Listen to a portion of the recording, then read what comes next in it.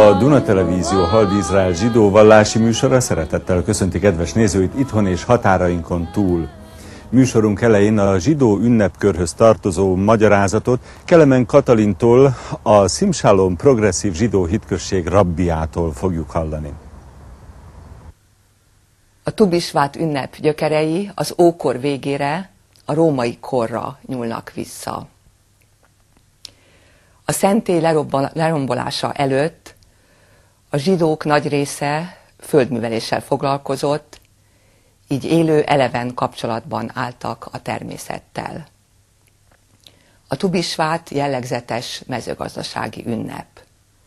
Először a Misna, a közös időszámítás szerint körülbelül 200-ban leírt zsidó vallási és polgári törvények gyűjteménye említi, a 4 új év egyikeként. A Tu Bisvát név az ünnep dátumára utal. Svát hó 15-én ünnepeljük. Miért kellett, hogy a fáknak külön új évük legyen?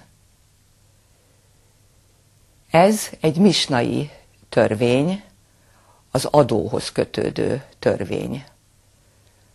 Terményadó volt az ókori Izraelben. A fiatal csemeték termését az első 3 évben nem volt szabad fogyasztani. Utána pedig 10%-os terménybeszolgáltatás volt a kötelező. A Tu Bisvát előtt beért gyümölcsök még az előző évhöz számítottak, ezen határnap után beérő gyümölcsök pedig a következő évhez. A szétszóratás idején ez az ünnep a diaszporában élő zsidóság számára az egyik legszorosabb érzelmi kapcsot jelentette Izraellel. Izrael földjéről származó gyümölcsöket ettek, és az ősi földre emlékeztek. A Tóra 7 gyümölcsöt jelöl meg Izrael szimbólumaként. Ez a 7 gyümölcs, amely Izrael földjéhez kötődik, a következő. Búza, vagy búzából készült sütemény, árpa, füge, olajbogyó, datolya, szőlő és gránátalma. Ezt a 7 tórai gyümölcsöt egészítették ki rendszerint 15-re, a 15-ös dátumhoz kapcsolódva, a cfáti kabbalisták, akik a 16. században éltek, és szerkesztették köré a Tu Bisvát szédert. A Tu Bisvát széder a Peszach széder mintájára egy olyan est, amelyben minden egyes mozzanatnak szimbolikus értéke van. Itt is, mint a Peszach széderen, 4 pohár bort fogyasztunk az este folyamán. A bor itt a természet körforgására, az évszakok egymásba való átmenetére emlékeztet minket. A bor különböző színe pedig a napsugár erősségét jelöli.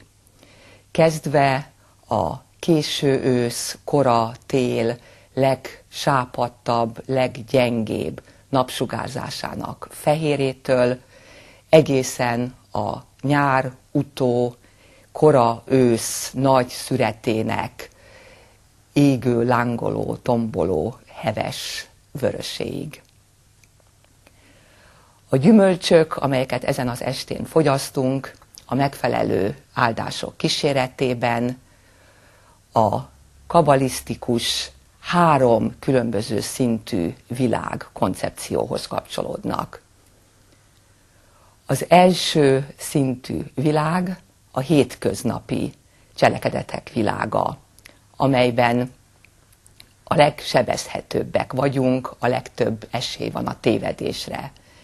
Ezért azokat a gyümölcsöket rendeljük ez a világszint mellé, amelyeknek erős védelemre van szükségük, amelyeknek külső héjuk van. Például a diót, a mandula vagy a narancs. A második szintű világ az alkotás világa. Ide olyan gyümölcsök tartoznak, amelyeknek a lényegét elfogyasztjuk, a belső magjukból pedig új élet fakad. A harmadik, a legmagasabb szintű világ pedig a teremtés világa. Ehhez azokat a gyümölcsöket társítjuk, amelyeket teljes egészükben elfogyasztunk. Például az Izraelben kedvelt Szent János kenyér vagy a mazsola. A faültetéssel kapcsolatban Johanan ben Zakkai ősi, máig is érvényes példázatát idézem. Ha éppen faültetéssel vagy elfoglalva, és azt hallod, hogy jön a messiás, akkor először fejezd be az ültetést, és csak azután menj fogadni őt.